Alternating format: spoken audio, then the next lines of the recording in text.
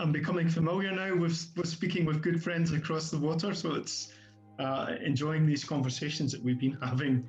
I believe Ireland is very famous for reconciliation, for having that difficult conversation. So there is an overarching principle, and that principle is humanity. And so today what you're doing, truly I believe you're doing the work of God.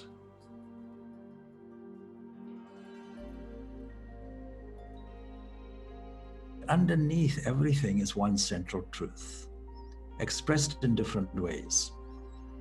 And the person who brought this out in the modern context, and the person to whom we owe our tradition, is Swami Vivekananda, who in 1893 attended the Parliament of Religions, first of its kind. His opening speech points out that there is an intrinsic harmony behind everything, and that he hopes that the bell that calls everybody to assembly will be the death knell of all fanaticism, all persecution, and all of these things.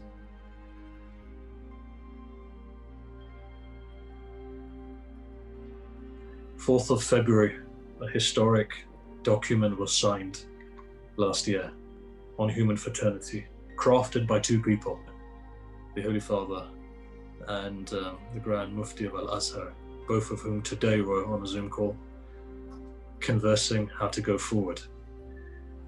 But to be honest, there's really two things that come out of this declaration.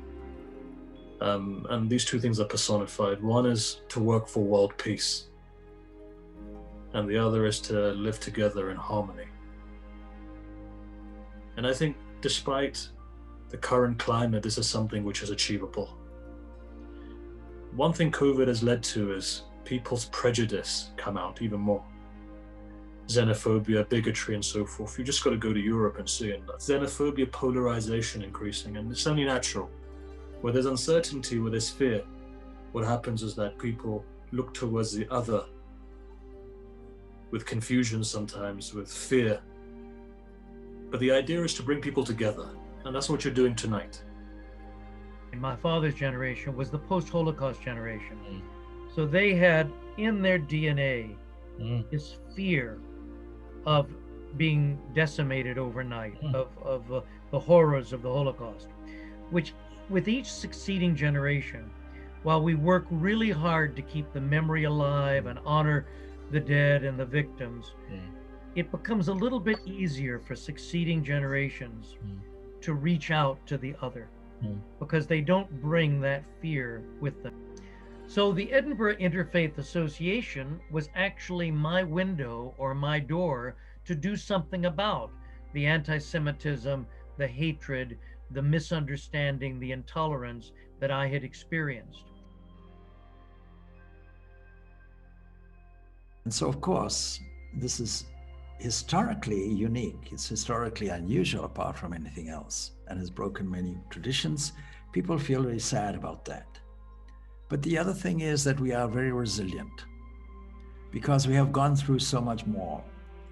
In talking to you, the Jewish community, it isn't so long ago, it was only last week, that we were having a commemoration of the Holocaust, the most tragic, the most shocking thing in the 20th century. But today, we still have this conflict, man on man. Man's inhumanity to man is still there, with thousands, possibly millions, and certainly millions and millions of refugees as a fallout from what we can only describe as selfishness and ignorance in the world, this lack of harmony. And so we have been through and are going through difficult times, but we have been through worse. And this, we should take comfort from this.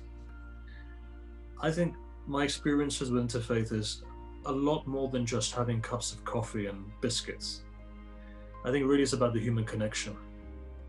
I find it's about talking to people, and I find it's feeling their pain. I find that in times of difficulty, when you're seeing people polarized, the best thing you can do is extend your table to them and bring them in. And I think this is something what you do well, to extend your tables, to help those people who are being oppressed, to help those people who don't have a voice, And I think this is what it's about, from interfaith to transcend to multi-faith, to work together on initiatives. And we've seen some wonderful initiatives in these last 11 months. We've seen Christians and Muslims distribute food to the homeless. We've seen homeless people, for example, in London, 90% of all the homeless people within 14 days were taken off the streets because of the work that you were doing. We've seen in Edinburgh, we've seen in Glasgow, initiatives whereby people are being fed today because of religious communities. Now, this can, of course, present a challenge because the social aspect of humanity wants to gather in a communal way, in synagogues, in mosques, in temples, in churches. We know anecdotally there are more people attending worship services, ritual events online since the pandemic has started than there were prior to the pandemic in the pews. And I mean significantly more people. So this is an opportunity, I think, to reach these folks through technology. We have more choices than ever before. But the question is, how do we create a hybrid approach that brings us closer, heart to heart, using this technology?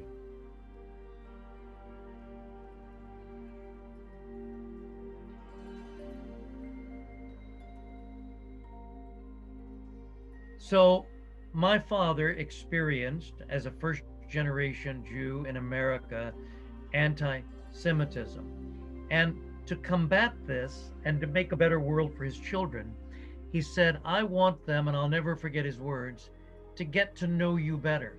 You are finding in this day and age that quite a few communities have radical elements to them.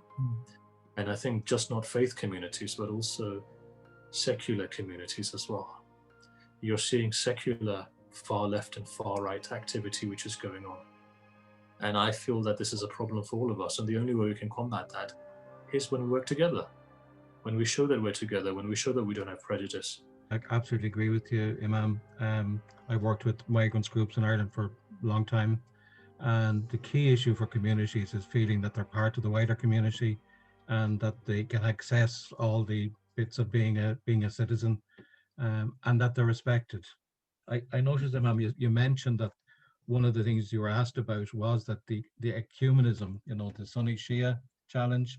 And as I say, we know those challenges in Ireland because we've had those, we still have them. I unfortunately feel that this divide between Shia and Sunni is increasing. So, I think we can learn a lot from Ireland. We can learn a lot from the reconciliation work that you guys have done. And I think that the tools which you guys have adopted over a period of decades is something which would be valuable for our communities when it comes to reconciliation.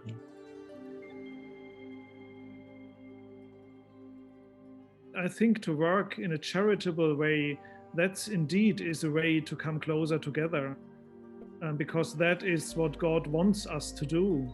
So, we're looking for allies within our communities.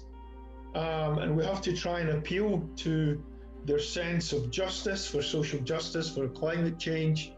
We have to try and find commonalities that bring these people together, because it's a journey and everybody's on a different stage of an interfaith journey. It's like on a date, if there's a joint activity, then, you can kind of really connect.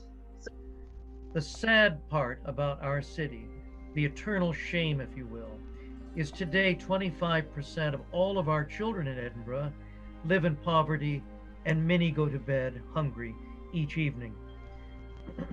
If ever there was a need for an interfaith association, this last statistic confirms we still have a lot of work to do together. Like your wonderful acknowledgement to Jesus. I mean, this kind of thing is where when a Christian, a Catholic listens to you, a Christian listener, wow, this brings us closer to Muslims. I wish we could all do this, including our own religious leaders. Develop something which is known as scriptural reasoning, where we sit down for three faiths.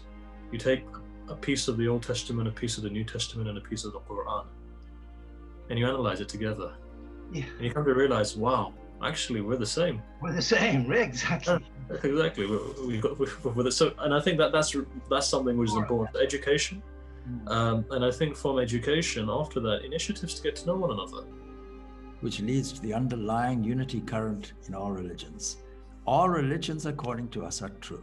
All paths are true. All paths lead to the same goal. Well, Judaism and Hinduism, as you said, we don't proselytize because we believe that, in fact, there are different paths to God, or there are different paths to the ultimate. That man to man, and I add woman to woman, the world o'er, shall brothers and sisters be for that. And because of the work you're doing in Dublin and that we are attempting to do in Edinburgh, I believe we're closer than ever before. I think if you do go to the mosque, you'll get a wonderful meal, and it'll be a hot meal. So do try go to the mosque, and nobody's going to want to convert you. Don't worry about that. But you'll make good friends, and you'll have a dapper meal, as they say.